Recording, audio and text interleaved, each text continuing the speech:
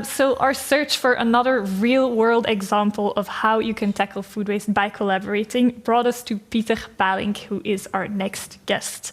We stole him away from his kitchen for a day. He's kitchen manager at De Lovie Vzw, which is an organization that makes between 500 and 600 meals a day for youngsters, adults, and children with a mental disability. So on a daily basis, Pieter and his team achieve a lot of work. And if you've ever been in a large kitchen, then you know that from start to finish, it's all hands on deck.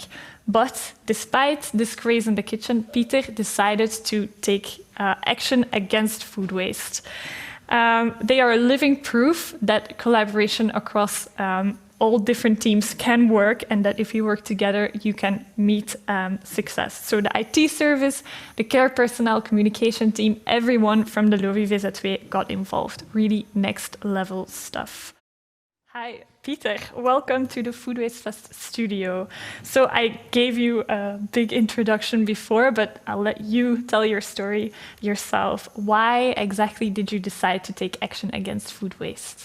In September 2018, a colleague and I followed a seminar preventing food waste in the healthcare sector.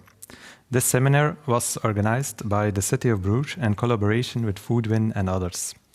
This inspired me to check how much food waste we had in our organization, because I find it very unfortunate to throw away food. I wanted to make this tangible with us. I was really curious how we were doing.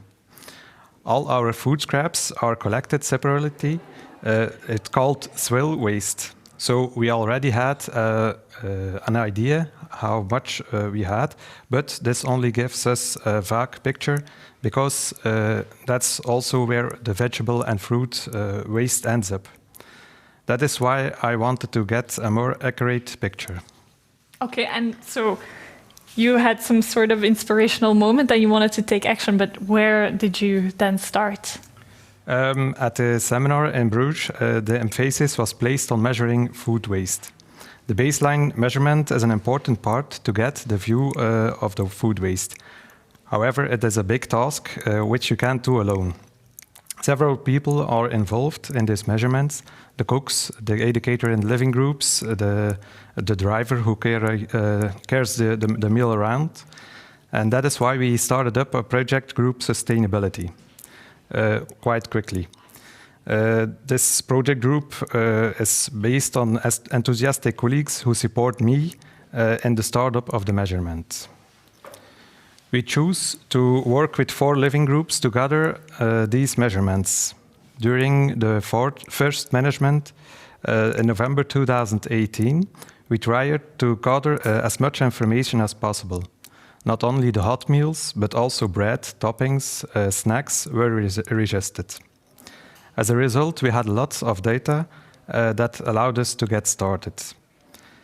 We noticed that the soup, the meat, and bread toppings in particular had a large share of the waste. That is why we decided to make this our primary points.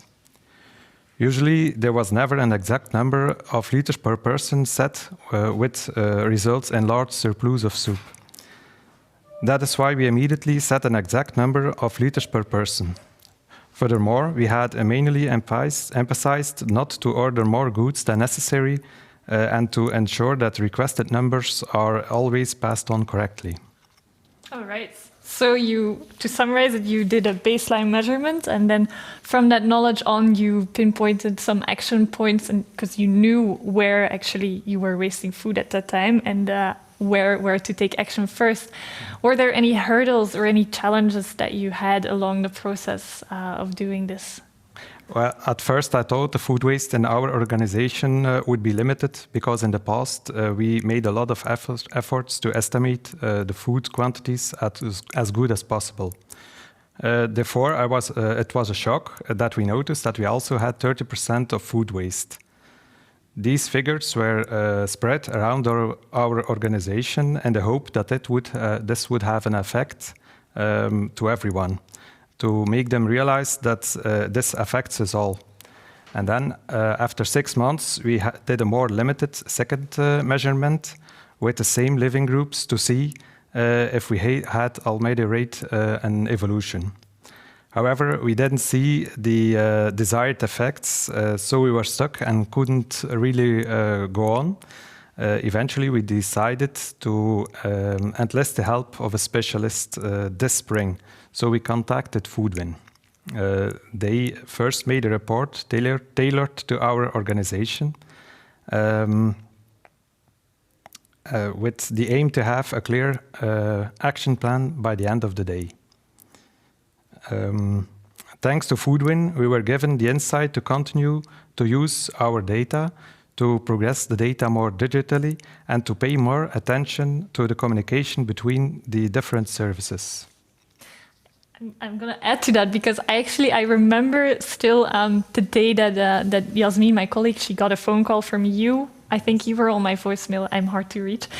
But Yasmin, she got a call from you and she came into the office and she was really happy and excited because she said, you know, okay, guys, this is why we do what we do, because she told us of how you went to an inspiration session and there you found the inspiration to start doing something, and you basically did it all the way, got everyone involved, and when we got the phone call, I know we did like maybe a more in-depth analysis or something like that, but more than that wasn't necessary. You really involved everyone and just went on with it. So to us, that was really like, yes, other people are, joining the fight, and it's been amazing to work with someone that driven. So what solutions did you come up with in the end? Well, I think it's particularly important to continue the focus on degustation.